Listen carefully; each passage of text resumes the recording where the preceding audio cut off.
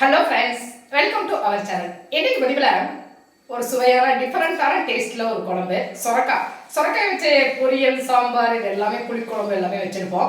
இன்னைக்கு அந்த சொரக்காயில் ரொம்ப ரிச்சான, அதே சமயத்தில் சிம்பிளாக வீட்டில் இருக்கக்கூடிய பொருட்களை வச்சு ஒரு உருண்டை குழம்பு எப்படி செய்வது அப்படின்னு இன்னைக்கு பதிவில் பார்க்கலாமாங்க. எப்படி செய்யறதுக்கு இன்னைக்கு நான் இந்த மாதிரி ஒரு சொரக்காய் எடுத்திருக்கிறேன். நல்ல பிஞ்சு சொரக்காயா இந்த சைஸில் நான் எடுத்திருக்கிறேன்.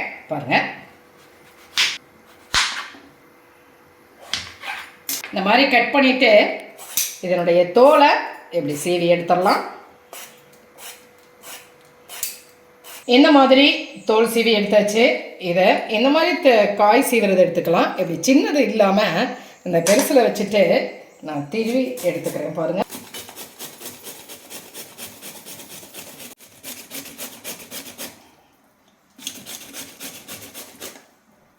பாருங்க, இந்த அளவுக்கு இந்த சுரைக்காயை நாம் துருவி எடுத்துட்டோம். இப்போ இதை நம்ம கொஞ்சம் கொஞ்சமாக எடுத்துட்டு அதில் உள்ள அந்த அதிகப்படியான தண்ணி எல்லாத்தையுமே நம்ம புழிஞ்சு விட்டுறோம்.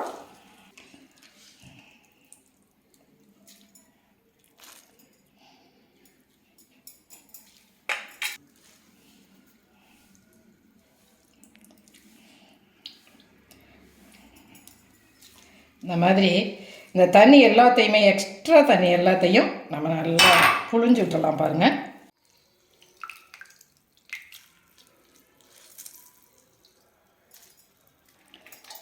இந்த மாதிரி புழிஞ்சு எடுத்துட்டோம். இப்போ இந்த ஜூஸை நம்ம குழம்பு தாளிக்கும் போது நம்ம பயன்படுத்திக்கலாம். பாருங்கள், இந்த மாதிரி எக்ஸ்ட்ரா எசன்ஸ் எல்லாம் புழிஞ்சு எடுத்தாச்சு.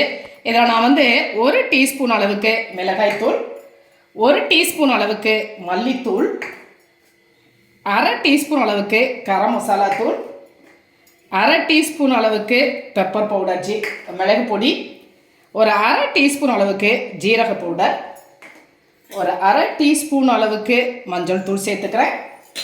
இதோட கொஞ்சமாக மல்லி எல்லாம் சேர்த்துக்கிறேன். 1 டீஸ்பூன் அளவுக்கு உப்பு சேர்த்துக்கிறேன். இதில் ஒரு 1/2 கப் அளவுக்கு நான் இன்னைக்கு கடலை மாவு சேர்த்துக்கிறேன். சேர்த்துட்டு இது எல்லாத்தையுமே நல்லா மிக்ஸ் பண்ணிடலாம்.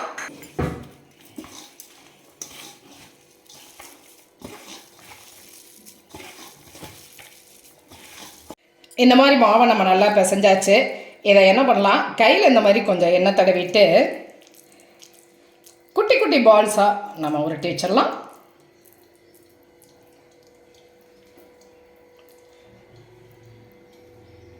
இந்த அளவுக்கு பால்ஸை உருட்டி எடுத்துக்கலாம்.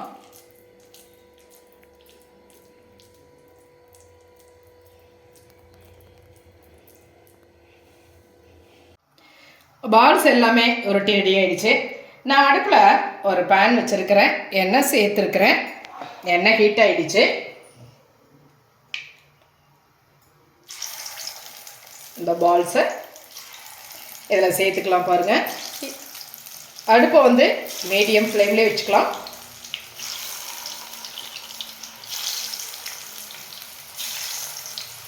ரொம்ப சாஃப்டாக இருக்கிறதுனால சீக்கிரம் வெந்துடும். இது 1 சைடு வெந்ததுக்கு பிறகு நாம் திருப்பி விட்டுக்கலாம். இப்போ உருண்டைகள்லாம் 1 சைடு வெந்து ரெடி ஆயிடுச்சு. இப்போ அடுத்த சைடு நாம் அப்படியே அழுங்காமல் திருப்பி விட்டுக்கலாம். இன்னொரு சைடும் நல்லா வேகட்டும். ரொம்ப சாஃப்டாக இருக்குங்க. அதனால் அடுப்பை நாம் ஒரு மீடியம் ஃப்ளேம்லேயே வச்சுக்கலாம். ஹை ஃப்ளேமில் வைக்க வேணாம். வச்சோம்னா அந்த உருண்டைகள் கருகிடும். இப்போ இன்னொரு சைடும் திருப்பி விட்டுட்டோம், நல்லா வேகட்டும். உருண்டைகள் நல்லா வெந்து ரெடி ஆயிடுச்சு. இந்த ஸ்டேஜில் நம்ம இது எல்லாத்தையுமே எடுத்துடலாம். பாருங்கள்,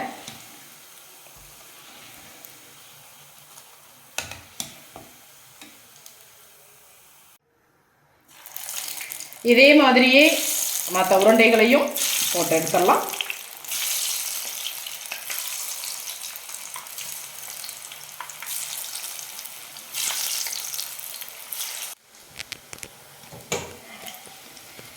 இப்போ வெந்து ரெடி ஆயிடுச்சு. இப்போ இந்த உருண்டைகளை எல்லாமே நாம் எடுத்துடலாம்.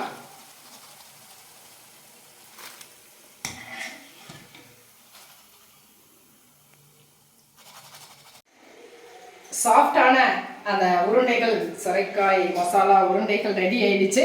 இனிமேல் நாம் குழம்ப தாளிச்சிடலாம். இந்த உருண்டை அந்த எவ்வளவு ஒரு சாஃப்டாக இருக்குது அப்படின்னு உங்களுக்கு நான் காட்டுறேன் பாருங்கள்.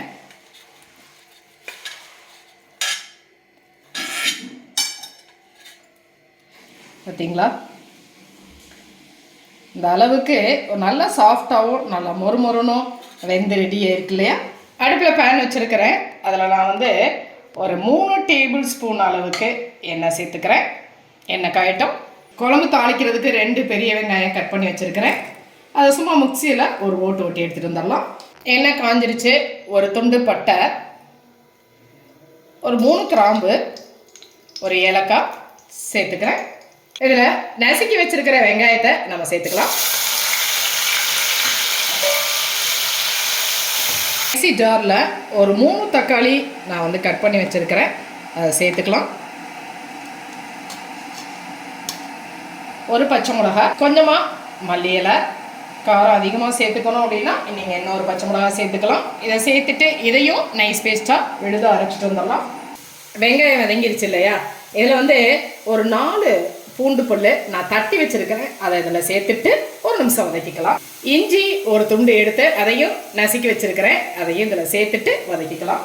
பாருங்கள், இதில் நான் 1 டீஸ்பூன் அளவுக்கு இன்றைக்கி மிளகாய்த்தூள், ஒரு 1.5 டீஸ்பூன் அளவுக்கு மல்லித்தூள், 1 டீஸ்பூன் அளவுக்கு கரம் மசாலா, ஒரு 1/2 டீஸ்பூன் அளவுக்கு ஜீரகத்தூள், 1/2 டீஸ்பூன் அளவுக்கு மஞ்சள் தூள், 1 டேபிள் ஸ்பூன் அளவுக்கு கடலை மாவு சேர்த்துட்டு நல்லா மிக்ஸ் பண்ணிக்கலாம். இதை நம்ம எடுத்து வச்சுருந்த அந்த ஜூஸில் கொஞ்சத்தை சேர்த்துக்கலாம்.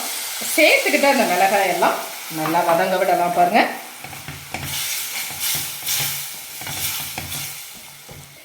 அந்த மிளகாயெல்லாம் நல்லா வதங்கிருச்சு. இப்போ நம்ம அரைச்சி வச்சுருக்க தக்காளி பேஸ்ட்டை இதில் சேர்த்துக்கலாம். சேர்த்து இதையும் ஒரு 2 நிமிஷம் நாம் நல்லா வதங்க விடலாம். 2 நிமிஷம் நல்லா வதங்கிருச்சு. இதில் நான் வந்து ஒரு 1/2 கப் அளவுக்கு தண்ணி சேர்த்துக்கிறேன். மிக்ஸி ஜார் கலந்த தண்ணி தான். அதை சேர்த்து நல்லா கலந்து விட்டுக்கலாம். 1.5 டீஸ்பூன் அளவுக்கு நான் உப்பு சேர்த்துருக்கிறேன். உப்பு சேர்த்து கலந்துட்டு இன்னுமே நம்ம கொஞ்சம் தண்ணி சேர்த்துக்கலாம். ஏன்னா உருண்டைகள் சேர்க்கும் பொழுது அந்த குழம்பு வந்து நல்லாவே கெட்டியாயிடும். நான் இன்னும் கொஞ்சம் தண்ணி சேர்த்துறேன். பாருங்கள்,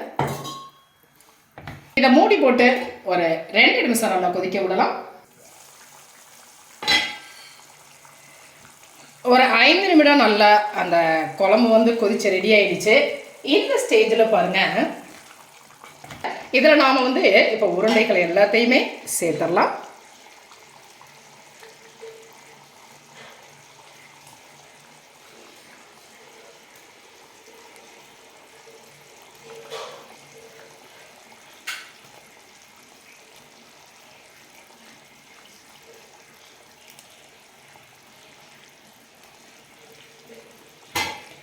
சேர்த்து அப்படியே ஒரு கிளறிட்டு இதையுமே மூடி போட்டு ஒரு 2 நிமிஷம் கொதிக்க விடலாம். பாருங்கள், ஒரு 2 நிமிஷம் குழம்பு கொதித்து அந்த எண்ணெயெல்லாம் பிரிஞ்சு ரெடி ஆகிடுச்சு. பார்த்தீங்களா? கொஞ்சமாக கஸ்தூரி மேஸ்தி க்ரஷ் பண்ணி வச்சுருக்கிறேன். அதை நம்ம வந்து இதில் சேர்த்துக்கலாம். மல்லி இலை கொஞ்சமாக தூவிக்கலாம்.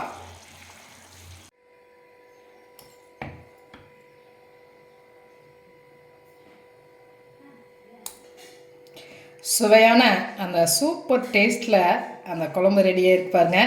இந்த உருண்டைகள் இந்த மாதிரி நீங்கள் சப்பாத்தியோட சாப்பிட்லாம், சாதத்தோடு சாப்பிட்லாம், எதோட வேணுனாலும் தொட்டு சாப்பிட்றதுக்கு ரொம்பவே டேஸ்ட்டாக இருக்கும்.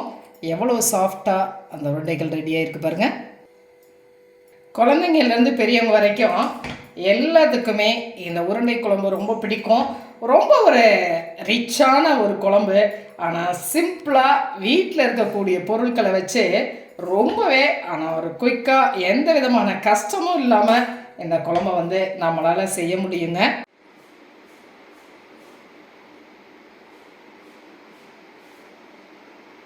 பார்த்தீங்களா?